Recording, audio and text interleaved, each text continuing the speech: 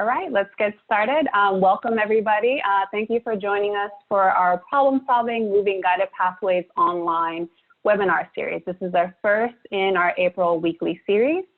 Let's go over our format for the day. Just some technical announcements. The technology that we're using, we're gonna make sure that you'll be muted for this webinar just to ensure quality for everybody participating. Similarly, your video will be turned off for this webinar. For folks who are joining both by computer as well as their phone, please make sure that on your phone you enter your participant ID number so that both of those devices are connected and recognizes you as one person.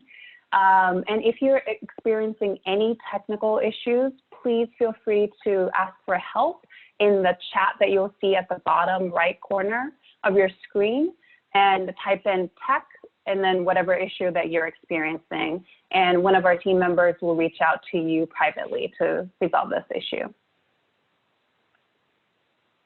So before we jump in, as you join us today to think about guided pathways, I want us to take a moment to reflect.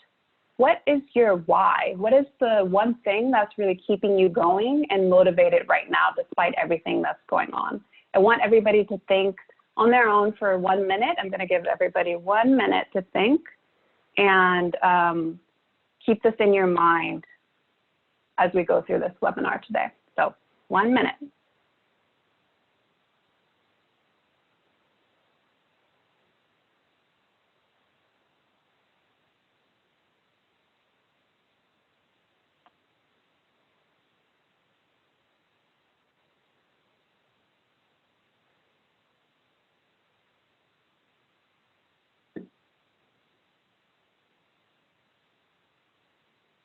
We have about 30 seconds left.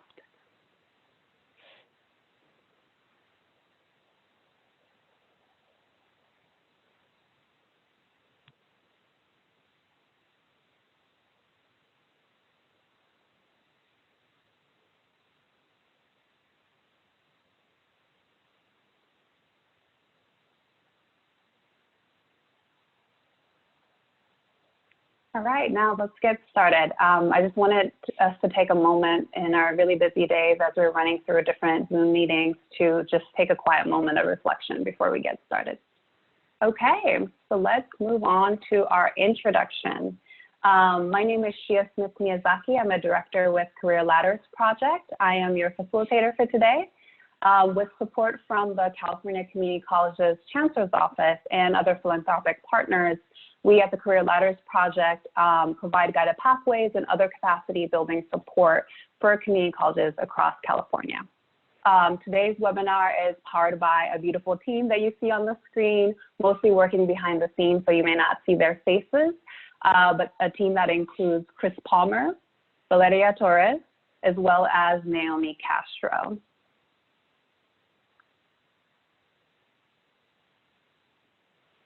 So we are in unprecedented times. Like many of you, we at COP are also adjusting to provide remote support, and this webinar series is part of that effort. The purpose of the webinar series is to facilitate, as you see here, peer support and problem-solving opportunities to address emerging issues and equity challenges related to guided pathways, and this is for practitioners like yourselves. Each week, you will hear from college practitioners on how they're transitioning their guided pathways design and implementation work online. So when you registered, we asked you to share some challenges you're experiencing and any other equity concerns that you might have regarding this transition. We also asked if you're interested in sharing your approaches on these webinars. So thank you for those who said yes. We'll be reaching out to you and follow up via email. So any materials, video recordings, all the slides, transcripts, any of the links shared during this webinar will be shared via email. We will be uploading it to our website as well as the Vision Resource Center. For folks who registered using the interest form, wonderful, we have your contact information. For those who got a link from a colleague or just ended up getting the Zoom link, please make sure that you type in your email in the chat so that we have that information and we can follow up with you. So a little bit about how our Q&A and discussion is going to work today. Please use the chat function to type in your questions throughout this webinar. If you have a question for a panelist, please indicate the college before your question. So in this case, you'll say CCSF, how do you do X, Y, and Z? If you have a general question really regarding guided pathways, if you could type in general and then type in your question. If you have an approach that you'd like to share, if you could indicate by saying idea and then share how your college or your team may be approaching some of the similar issues. And again, as I mentioned earlier, if you're having any technical issues, please type in tech, and then a member will address that issue privately. And then some of these guiding posts will be listed in the PowerPoint as well as we move on. So I'm thrilled to introduce you to the presenters for today's webinar. The first person is Michelle Simotas. She is a RISE lead coordinator at City College of San Francisco. She also happens to be our dear colleague at Career Ladders Project. With her, we have RISE student advisors presenting as well, Gudu, Kere, as well as Hafsah, Syed. So Michelle, if you could get us started for our webinar today. Great, thank you, Shia. Hello, everyone. I can't see you, but I'm going to wave anyway. Thank you for joining us today. I am here to just kind of talk a little bit about what City College is doing to kind of keep our guided pathways work moving. And by no means do we have the answers. We're still trying to figure it out, but I'm going to really try to focus on kind of what our thinking was and where we're kind of pivoting and adjusting timelines and things like that, just to give some ideas about things that we can do in this kind of unprecedented moment in our history where we have to kind of completely shift gears radically with very little notice. So before I get started, I thought it would be useful to just kind of give an overview of our Guided Pathways team structure. We have 3 design teams that are working. The Explore team is working on developing the meta majors, which we're calling academic and career communities. And they led the effort to map all of the programs at the college. The Connect team is working on a first-year experience for undecided students, so really helping undecided students to explore the offerings at the college. And then the Empower Success team is working on building some just-in-time student supports, and that has evolved into student success teams and kind of mapping out those supports. And then we have support teams working to support the work of the design teams and kind of the guided pathways work in general. We have the communications team, the media team, and the professional development team. And then finally, our student advisory team, which is a support team kind of where we have students working on each of the design teams and support teams, but they're also their own team where they're running their own redesign project, which you're going to hear a little bit from them today about how they're working to shift that project online.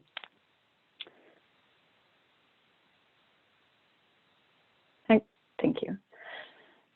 Okay, so the first challenge that we faced, which I'm sure is not uncommon to you all, is just considering how do we keep the momentum going while working remotely. This was really our first big year in working with guided pathways. We had fully staffed teams that were cross-functional. They all have outcomes that they're working towards by the end of the semester, and we are just on the precipice of getting to those outcomes.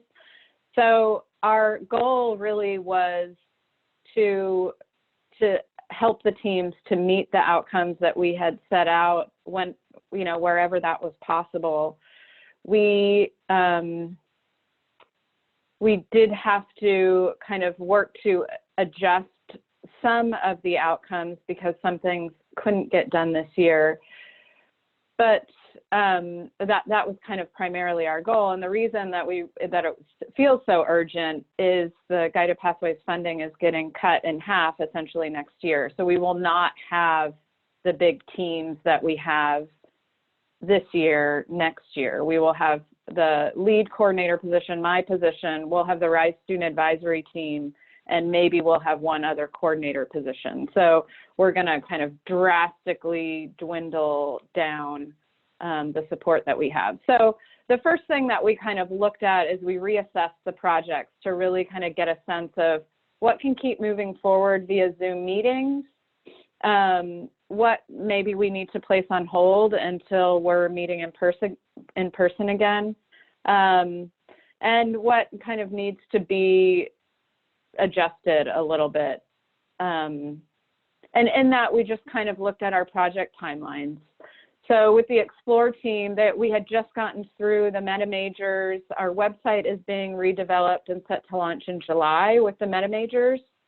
And we were working on kind of refining the program apps to include some of the support information that we had done in the first iteration, but to continue the dialogue about what these might look like in a public-facing document. Some of that has been those have been difficult conversations in some aspects, and so rather than try to continue those conversations, we're really kind of pivoting that mapping work a little bit, and we're working on the technology systems that we can build out given where we are now. So we're working with CurricuNet to build out meta majors and program apps in CurricuNet, because we can do that in partnership with curriculum committee chairs, and we can do that remotely very easily. We have a big non-credit arm at the college, and we were planning on doing some big non-credit mapping sessions in April and May. And we are now kind of reassessing that and really kind of looking for the key stakeholders in the non-credit arm of the college, and we're going to be bringing them together in Zoom meetings to do some remote mapping. So it won't quite be as robust. We won't have as much buy-in. So in the fall, we'll have to work to build that buy-in and kind of vet and bring more people into the conversation, but we will at least get kind of a straw dog together this semester. The other design teams, the team working on the first year experience and the team working on the student supports, they're going to continue working as they were, just kind of adjusting meeting structures, which I'll talk about next. And then our support teams, the professional development and communication teams, are really going to pivot to build a lot of what they would have done in person, informing the college about the academic and career communities and kind of the changes that are going to be happening on the website. They're going to work to build out modules in the VRC, in the Vision Resource Center, so that when we launch that, which is also set to launch college-wide in July, people will have the ability to earn independent flex credit by working through those modules. I think the other place where we're pivoting a little bit with the work of the meta majors is we're kind of moving away from some of the stuff that we would have wanted to do in person and in conversation, and talking through our team meetings about what is the management of meta majors moving forward, and can we kind of develop some processes and codify these processes now, and then kind of vet that through the academic senate in a remote world. So for example, if a new program arises, developing a process for how that program is placed into one of our academic career communities, just kind of making those processes clear for everyone at the college. Next slide, please. Okay, so in some ways, the bigger challenge in my mind is how do we maintain engaging meetings? How do we keep people engaged? We've been really successful in developing teams. The design teams are really between some of them are 10 to 12 people and a couple of them are closer to 20 people on the team. So a big challenge is how do we keep all those people engaged? They've been such strong teams with cross-functional roles involved, and they've been working all year long. So we're really trying to look at how do we keep those people engaged. So we're adjusting a little bit to accommodate for the fact that we're in Zoom meetings. So we are really kind of making sure that meetings are shorter. We had one meeting that was a 2-hour meeting once a week, and we're shifting that to a 90-minute meeting and trying to build in a break in there. We're making sure we leave some time to have some connection, human connection, and not just kind of launching right into the agenda items. But at the same time, kind of having tighter agendas, right? So we have at the top of our agendas clear outcomes of what we're trying to do for the day so that people know and they understand kind of what we're moving towards. Because these teams have been meeting once a week and they have these kind of long-term outcomes and we were all moving together, I think we had gotten a little bit more complacent about making it clear, like what were the things we're trying to accomplish in meetings. So we're kind of working so that teams make that really clear to participants from the beginning. And then we're also just trying to make sure that we're making the meetings manageable for the time that we have. So building kind of, building these tasks into really bite-sized pieces so that the teams are able to engage, they're able to see where we're going and feel like they accomplished something by the end of the meeting to hopefully keep them engaged and motivated. And so kind of with that, and then with, there's been a couple of things where we had timelines built out of outcomes we wanted to achieve by the end of this year, and then outcomes we wanted to achieve by the end of next year. And, there was some stuff that we were not planning on doing this year. We were going to do it next year, and we're kind of, thinking about how we can build that into the teamwork this year. And one example of that is we have a cadre of employment specialists that have been primarily working with our CTE arm of the college to build work-based learning opportunities. And so one thing that we're talking about doing is actually starting those conversations between the traditionally liberal arts departments of the college with these employment specialists. So we're beginning to kind of cross-pollinate between what the career technical education folks have been doing for a long time and what with guided pathways we feel that our kind of traditionally liberal arts departments can really learn from the best practices that have been developed through the CTE. So some of those conversations we can start via Zoom and they can be productive, and it's more kind of sharing and learning and brainstorming. So that is something that we will probably move forward with, which was planned for next year. And so with all of that, I'm pretty optimistic that we're going to meet the outcomes that we were set to meet this year. Couple of in-person convenings we're having to let go of. You'll hear a little bit more about that from the students as well. But besides that, I think that with these shifts, we should be able to kind of keep people engaged and keep moving forward. And with that, I am gonna leave it open for some questions. All right, folks, if you have any questions for Michelle, please make sure you enter it in the chat so that we could ask her. So Michelle, I have a couple here. How do you think you'll pivot on the career services and work-based learning in light of the COVID emergency with all the layoffs? Well, I think so. Kind of serendipitously, our first focus on the academic and career communities was STEM fields and health and safety. So those are career community names. And so I think already we're seeing a big push in the state of California for needing kind of more capacity in health and safety fields. So we'll probably kind of continue to build those connections and help to support the growth of those programs.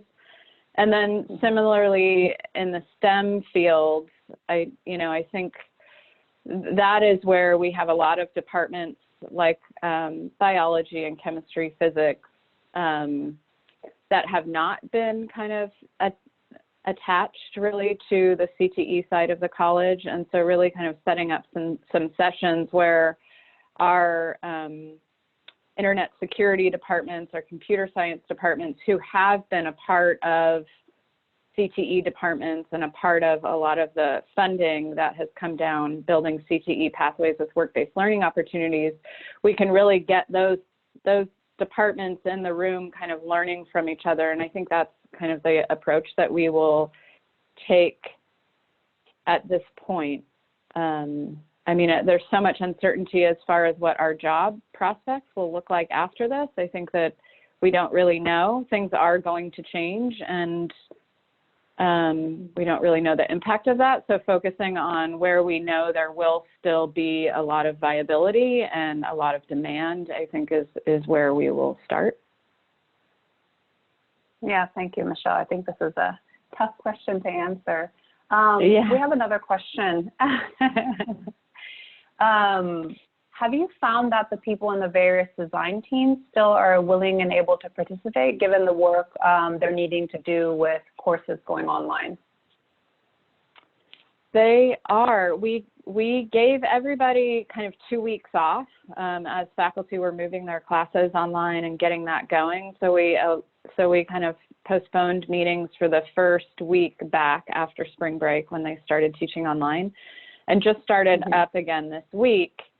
And I think for the most part, the general feeling of people is that the meetings and the discussions we're having in the meeting and seeing everybody again is kind of a nice reprieve from a lot of what feels like more kind of administrative tasks for faculty and moving their classes online and making sure and providing tech support to students that are unfamiliar with the technology. And so in a way, it's providing a little bit of an anchor in normalcy because these teams have been working. And so moving the team meetings online isn't that different, right? Because they're discussion based. And so that's been my experience so far, is that people are happy. And that I've been surprised that even a meeting we had yesterday, there were 3 people that hadn't been coming to meetings regularly, and they were on the meeting yesterday. So oh, that's really encouraging to hear, Michelle. Thank you for sharing. I have one more question before we move on to the next section. Is there any discussion about how to sustain the work with college funding as GP funds ramp down? Yeah, we have applied for a bunch of grants to keep the work going. So we recently applied for an Unapeasy grant that is kind of a STEM focus that will help support the success teams in the STEM field, as well as HSI funding, and also local grants. We have the Haas family grant that we applied for that will sustain our student advisors, and even allow us to hire 10 more peer mentors. And so we're really looking at other funding sources. City College is in a complete financial crisis at the moment. And we have been all year. So we've kind of been looking at, ways to sustain the work all year long. And so a lot of those proposals, we built in the components that we will be implementing next year. We built in funding to support those. All right. Thank you so much, Michelle. I think it's really important. What I'm hearing from you is kind of keeping this big picture in mind. You're thinking about how do we sustain this redesign while also at the same time managing some of the immediate needs that faculty members and also, student service staff and faculty are dealing with at the moment. And I know in the conversation that we had yesterday in planning this, you kind of wanted to share a little more about that appreciation that we're having for all of college practitioners and just doing this juggling of many tasks. And with that, we actually wanted to introduce some practices that you might be able to do within those many Zoom meetings. Michelle reminded us that we are being kind of zoomed out, often sitting in one position and are on our computer all day, and reminded us of really the importance of taking little breaks to make sure we're taking care of ourselves. And with that, I wanted to do a little quick break, a group stretch. If everybody can stand up if you're able, and let's take 1 minute to stretch our bodies.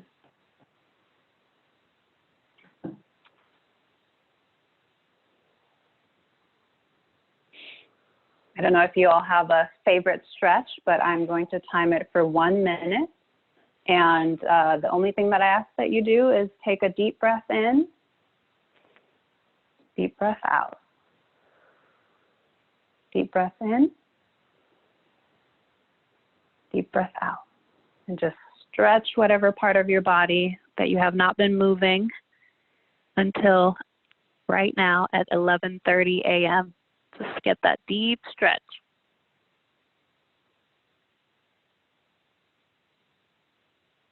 And keep breathing into your stretch, deeper and deeper.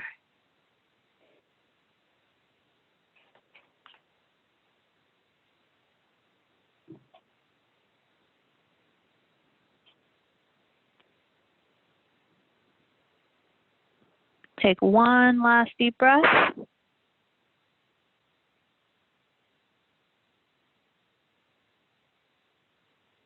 And then return to your seat.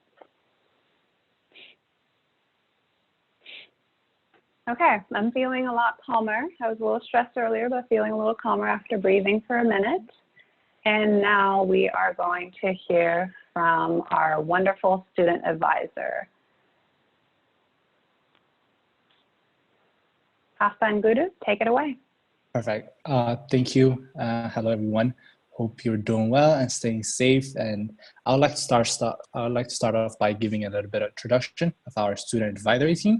We're made up of a group of 9 students currently from all equity groups within the school community. And we attend the different RISE design and support teams and work with those teams in different capacity. We're also involved in different campus activities within the school. And each week we meet for 2 hours from 2 to 4 to kind of recap on what has been happening for the last week within the teams, and also to work on our own individual projects that we're working on as a team. Currently, one of the biggest projects we've taken on is the student engagement project. By far, this has been the biggest project we've taken on as the student advisory team. And I would like to give Hafsah the chance to give us a little bit of overview of the project. Hafsah?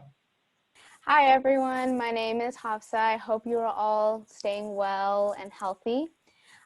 So as Gudu mentioned, our biggest project right now is definitely the student engagement project. Because our student advisory team is so diverse and we're in so many different spaces on campus, we've noticed that there's just been a lack of student engagement in all aspects of the college. And this is really important, especially in spaces where decisions are being made about students and students are not present in those meetings. So that was something we really decided to take on starting in spring 2019. And because of how large and complex this project was, we really wanted to make sure that we were going about making a plan for deepening student engagement through a design thinking approach. And what makes this process so important is that it really seeks to understand the problem before choosing a solution. And then once choosing a solution, testing it on a small scale rather than immediately scaling it out, spending a lot of money before really testing on whether that solution works. So as part of this design thinking approach, the first step is to frame a question. So our question was, how might we improve lack of student engagement? And this was really the guiding question for the entire project, with the ultimate goal of choosing a solution that addresses this issue. The next step was to gather inspiration and information. So our entire team had informational interviews with people inside and outside of City College. So we interviewed administrators, faculty, students, classified staff in City College, and we also contacted people outside of City College to figure out what they were dealing with and how they were addressing student engagement. In addition to this, we researched other student council structures, and we also mapped the student groups at City College and how they connect with each other. And we really figured out how do they impact each other, how are they different from each other. So this was all very important in understanding student engagement in its entirety. So following that, the next step is to synthesize for action. So we really condensed the info by using Post-it notes, and we wrote down the most important things from all of our different research, from the informational interviews, and we had a discussion on what that information meant. And for the next step, which is really important, which is the idea generating stage, we knew based on the information we had researched that there are a lot of different student groups on campus, and they are all also dealing with this issue. So really our key question was, how do we get buy-in with them as well? So we decided that hosting student engagement workshops and inviting all of these different student groups was the way to go.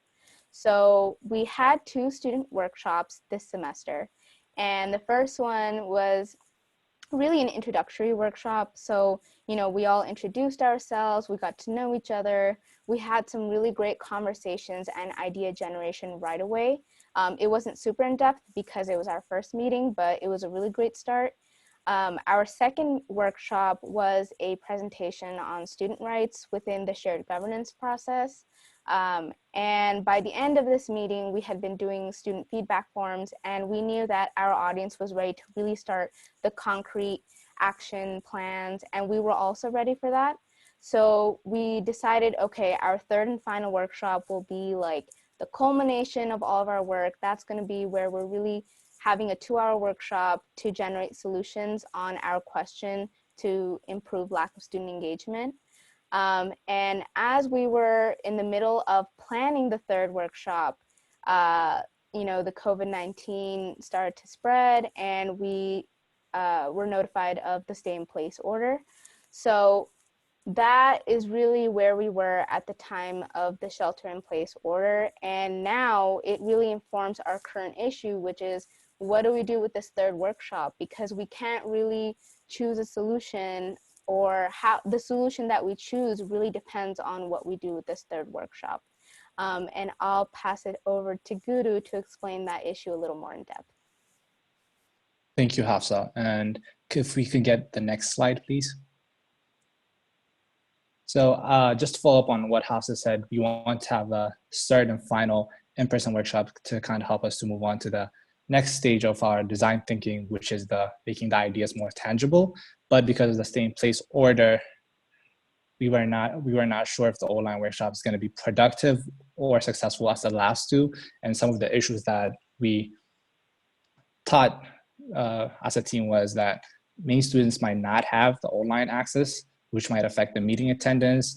The other big issue was that several students don't have time because of personal life and schoolwork. We understand we are in tough times, and that's one issue. And the other big part of the meetings and within the last 2 student engagement workshops was the fact that it was very dynamic and very social atmosphere. And that's one of the feedbacks that we got during those 2 meetings. And we were not really sure if we would be able to recreate the same atmosphere within an online or a Zoom setting. So that was one issue. The other problem was the lack of student engagement as a very heavy topic within our own school community, and asking people to brainstorm solutions requires a dynamic and connected audience, and asking people to do this over Zoom is very difficult. And we don't want to turn the CERT meeting into like a venting session because of the political issues and also the difficulties that students are facing because of the stay-in-place order. And within our own team, the internal problem that we had was the fact that many students within the team currently are going to be transferring at the end of the semester. So passing the torch will be very difficult if we stop the project where it is currently. So those are the several issues that we faced because of the stay-in-place order. But after that, we kind of move on to what could be the solutions, and we kind of worked on that as a team. The first one and the most important one as a team, something we did was keeping the goal in mind and using the goal as a motivation to help us finish the project. And during our last student advisory meeting, that's basically what we did. It was a refocusing session and kind of get everyone on the same page. Everybody is worried and everybody has their mind different places, but we kind of refocus and kind of, as a team, remembered why we started the project and what was the main goal. And that kind of led us to become more decisive on what type of action that we're going to take forward. And as a team, we decided to either have the final brainstorm session online or choose solutions based on the ideas we gathered during the first two workshops. And the other solution that we have arrived on is collaborating with other student groups. RISE is not the only student group within the school community. So kind of collaborating with other student groups and kind of work on the same goals that we have. And the final, the last but not least, is trying to be adaptable and kind of work on with the current situation. We know everything's changing day by day, and going with the flow as some of the solutions that we have came up on. And I would like to give this chance for Hafsah or Michelle if they want to add anything either to the problems or the solutions that we faced as a team.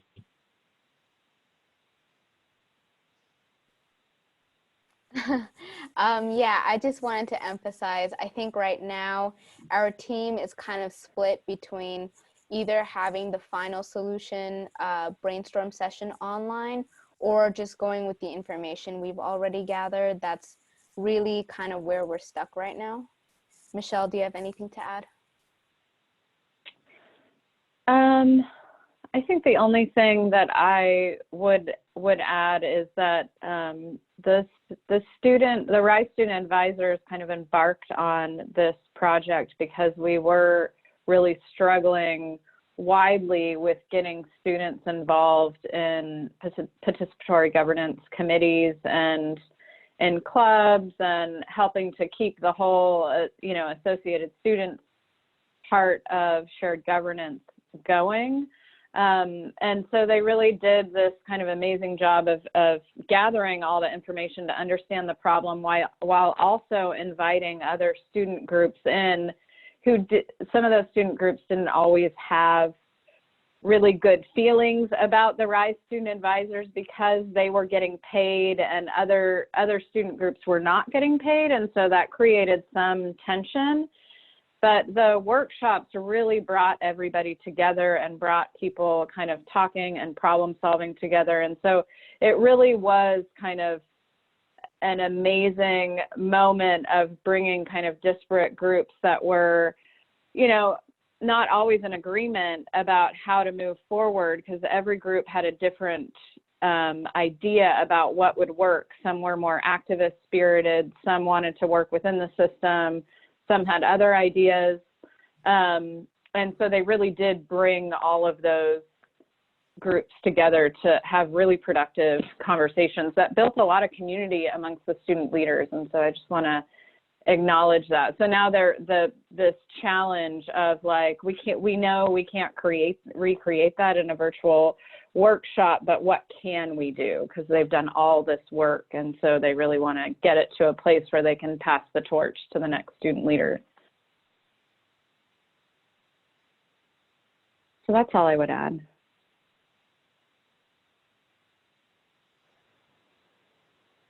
Thank you so much, Hafsah and Gudu. We have a couple of questions from the participants here. Renee says, can you give a couple of examples of information you have gathered thus far in your first two workshops? I can start by answering that, and if I'm missing anything, Gudu and Michelle can jump in. One really amazing idea that came up in our first workshop we were discussing how student leaders on campus just don't have a lot of training. And so one idea that came up was having a student flex day. So kind of one day dedicated to professional development for students. And it's all about student-centered training, how to deal with institutional issues at City College and how to navigate that. So that was really awesome. Yeah, that's really exciting. Awesome. Gudu, do you have anything to add? Yeah, maybe just to add, one of the ideas we got during the first workshop meeting that we had was associate students fund lab aid positions for various resource centers, and these are student workers. And the idea that came up was to use 1 or 2 hours from the 15 hours they work within those resource centers to attend committee meetings and PGC meetings. That kind of will help to incentivize students to sit on those meetings and be part of the shared governance system. And this was one of the very good ideas that came out during the first meeting. Thank you. I think so. The only other thing, go ahead, Michelle. I would just add one other thing in the first workshop that we had, watching all of the student groups learn about what the other student groups do, and even that they exist and what their focus was, that was kind of a really good community building moment, because so that we have student ambassadors that didn't really realize what Associated Students do. We had the Black Student Union was represented, SMAC was represented, and so they all got to learn a little bit about kind of the ethos of the group that they're involved with and kind of the goals. So that was a big accomplishment. Yeah, we had already really done some ecosystem mapping of student leadership groups at the college, but it was just within the RISE Student Advisory Group. So then we were able to kind of recreate that in real time in the student workshop. Okay, so the next question that I have is, how has being continuing this work, given what's going on with COVID-19, impacted or benefited you? Hafsah or Gudu? Maybe I can take that question. As I said earlier, at first there was a lot of confusion on how we can move forward. Most of our work was kind of hugely based on in-person contact and having in-person meetings. And the main part of that project was the workshops at that point in time, and how we can recreate the same atmosphere was the biggest challenge that we kind of embarked on as the stay-in-place order happened. But another maybe pro thing that came out of this stay-in-place order is the fact that maybe for some of us, it gave us kind of more time to do our research on other schools and see how the student engagement can, be better done at CCSF. Yeah, I think definitely it was very difficult at first, especially with the transition to online classes. But, luckily after a couple weeks, after a couple meetings together, I think the group has kind of been able to refocus, especially last week. There's definitely been kind of, in the meetings, we've been kind of going in circles. What do we do? What do we do? What do we do? And finally, in the last meeting, it was kind of nice because we all agreed that we didn't know what to do. And it was just a great moment because we were like, okay, we don't know what to do. We're on the same page. So let's move on. Let's, next week, let's kind of go over our research, and then we can come together again. So I think even though we're all dealing with different things, a great part of our student advisory team meetings, they're 2 hours, and the first half hour we always do personal and professional check-ins. So anything that's going on in our lives, or anything that we learn through our RISE meetings, that's our time to just discuss it and connect with our peers. So even though we're not meeting in person, having those are really important because it still makes us connected. And kind of related to that, do either of you have any advice for other colleges about keeping students engaged during this time? So personally, receiving messages from like Michelle or from my professors or whoever, like that's been really helpful. Especially because there are times when, you know, I forgot there was a due date or whatever, and my professor, because he knew the first week has been really tough, he was like emailing everyone and saying, hey, like I noticed you haven't turned in this assignment. And just maintaining that and expressing like empathy for like everything that's going on and being flexible, like that's been really helpful. And especially in our RISE meetings, like, you know, the chairs or like the leaders of the meetings would, you know, reserve a time just to like ask everyone how they're doing. That's been really nice. So.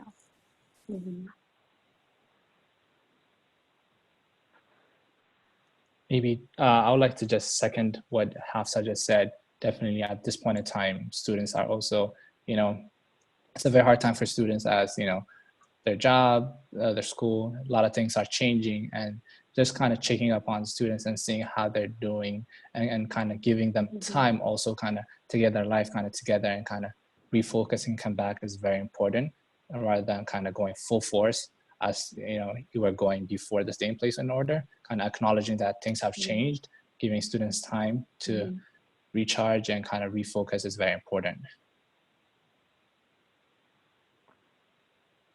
Thank you. Yeah, empathy seems to really go a long way in terms of, and then human connection, as Michelle mentioned earlier too.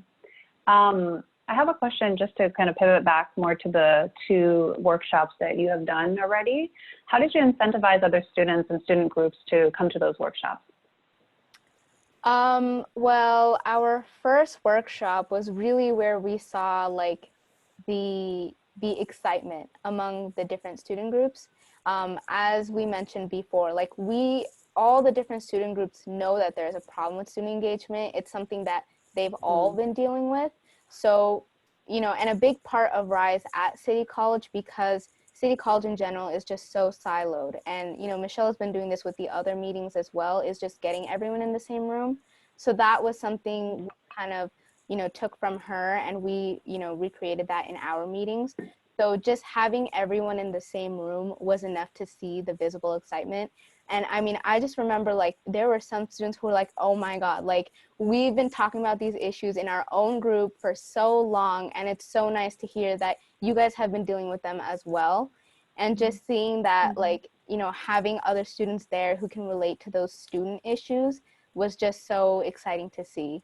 And, you know, kind of like Michelle was talking about earlier, you know, there's tension between certain groups. You know, there are some student activist groups who, you know, resent student council because they think that they're not doing enough. And then having them in the same room and discussing their shared goals kind of broke some of that.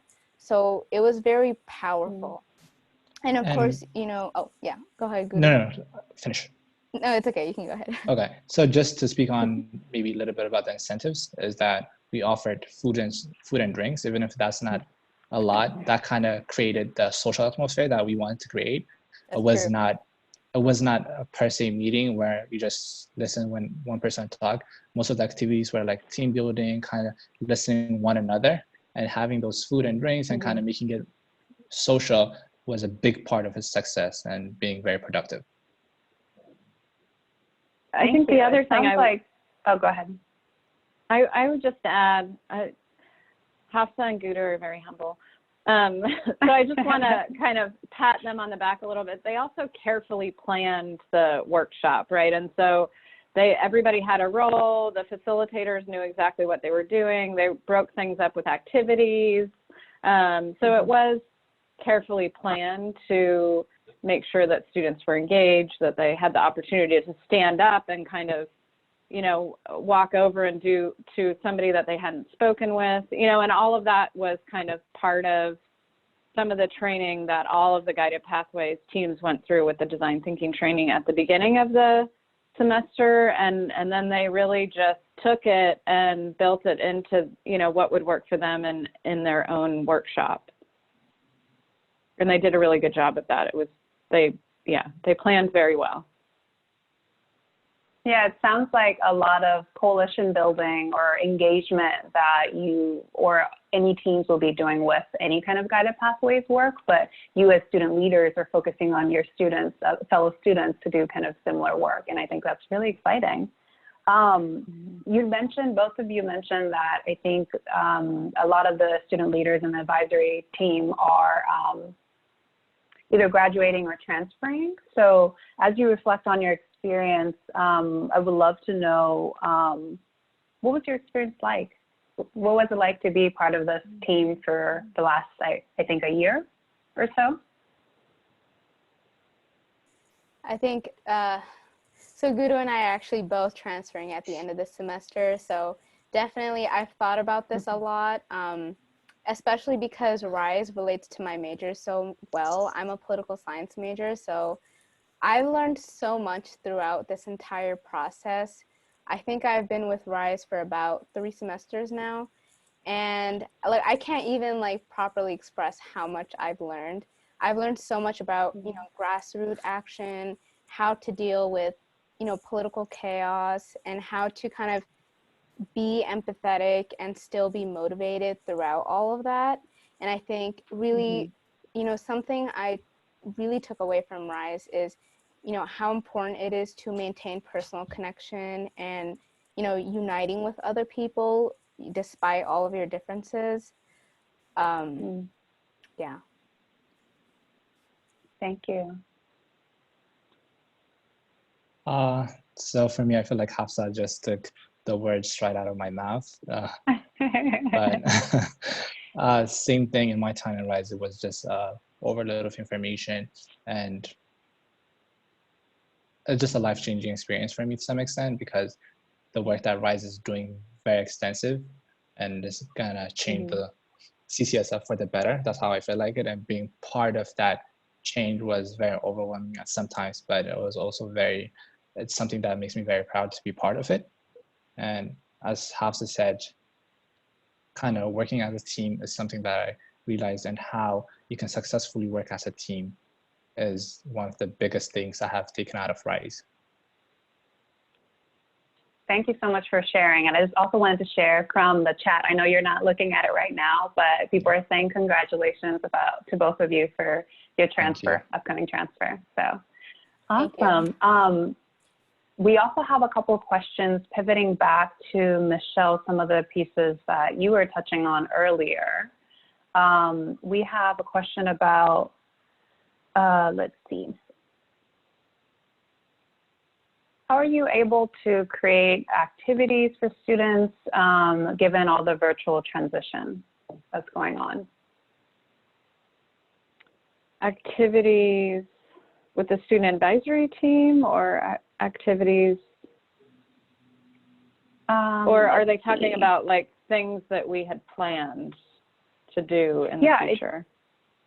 I think so. I'm not quite sure okay. In that language, but if you want to talk about what you were planning to do initially, yeah.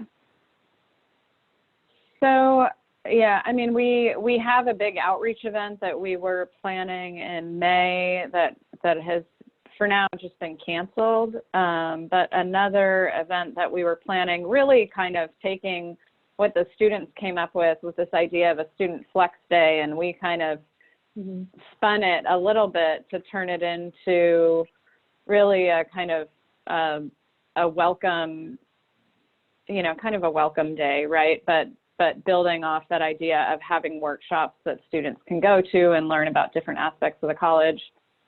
We are talking about how we can recreate that online, because I think at this point we just want to plan for possibly starting fall semester online. And, you know, and so I think other than that, you know, I think the college is doing some things to build student activities online. You know, and different departments are doing different things, like, you know, things that are similar to this, like Zoom webinars. But as far as the RISE work, we're really just kind of focused on that, on fall and new students that we have coming in the fall, and also the trainings that I was going to do with the new RISE student advisors that come in, and the new team of peer mentors that we're hiring to work on the student success team. So I'm kind of pivoting to prepare to possibly have to do those things online, but we don't really have the answers to that yet. that's just kind of what we're looking at. Some things we just had to let go of, like the outreach event that we do. One quick clarifying, question. Michelle, I know you mentioned that you guys applied to a bunch of grants. The audience member says, what is the name of the first grant you mentioned?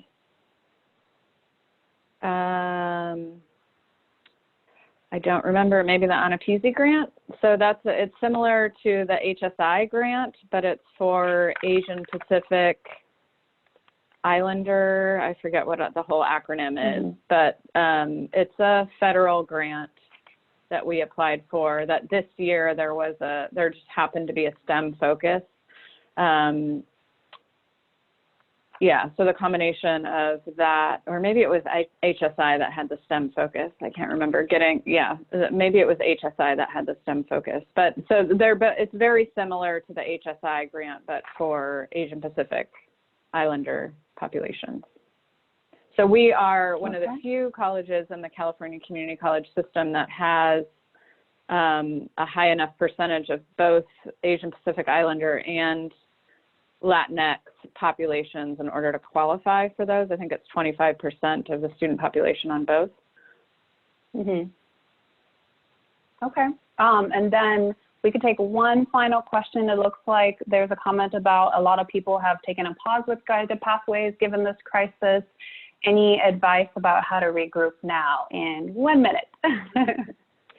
I would just say focus on the things that you can do, because I think there's a lot that we can do online, and really looking at your timelines and see where you can pluck things that maybe you had as like a later order concern, and maybe now it makes sense to kind of approach those things now, especially where it's conversations about systems or technology, early alert, those things I think we can do in discussion format and still make progress.